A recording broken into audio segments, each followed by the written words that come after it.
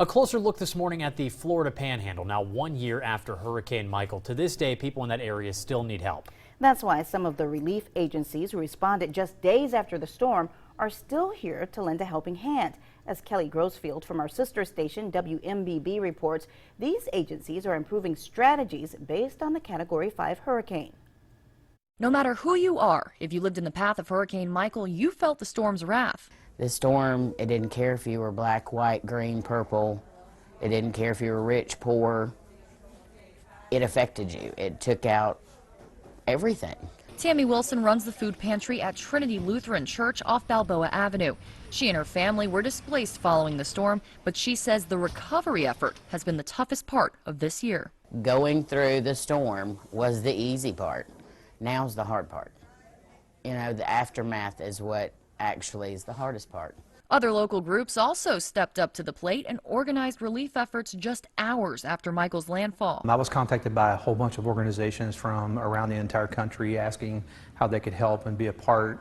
And so we just immediately set up at all of our different campuses and began what we call distribution. Pastor Marty Martin organized distribution not only for his church, but coordinating efforts with a number of other local congregations. He grew up in the area and says the damage was so heartbreaking he couldn't imagine not helping fellow residents. There were a lot of people that I went to school with, a lot of people I grew up with who had lost their homes, who were devastated.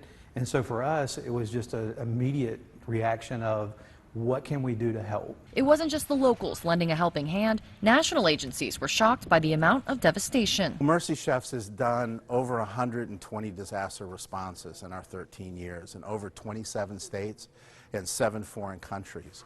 And in all that time, every disaster I've seen, I've not seen any worse than what Michael was. And for an organization that specializes in disaster relief, volunteers say there wasn't enough help in the area post-storm. And then we looked at the response, and I'm not seeing a poorer response than what happened here.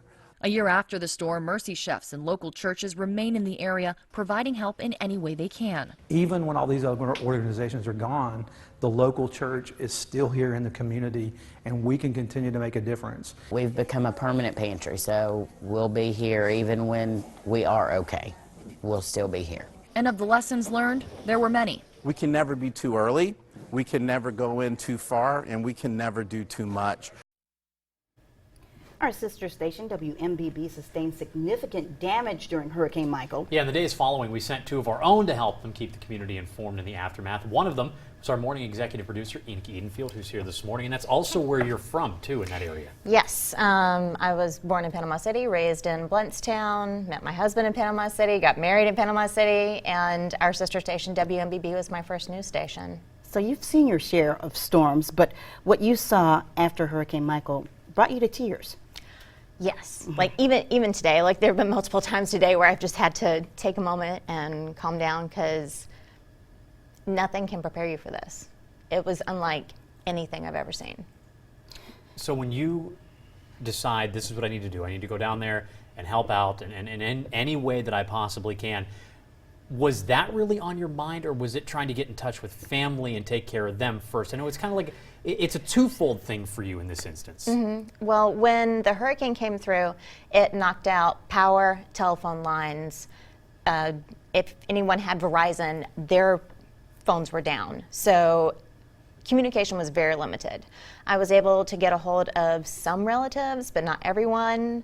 It was a lot of family members flagging down people and asking, like, do you have service? Can I call someone and let them know I'm still alive? And as soon as I saw where the hurricane was headed, I went into our news director's office and I said, if they need help, I want on the team.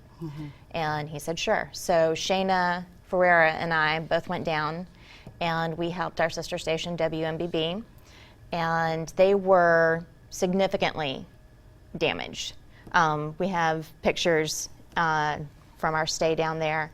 The roof was so damaged that at first we couldn't get into the studio, so we were broadcasting from the parking lot, and that was one of the shots that you saw there.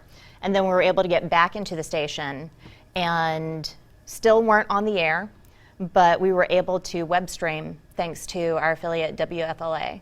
Now, not only were you able to help people there at WMBB, you were also able to help people in the community. Shayna is bilingual.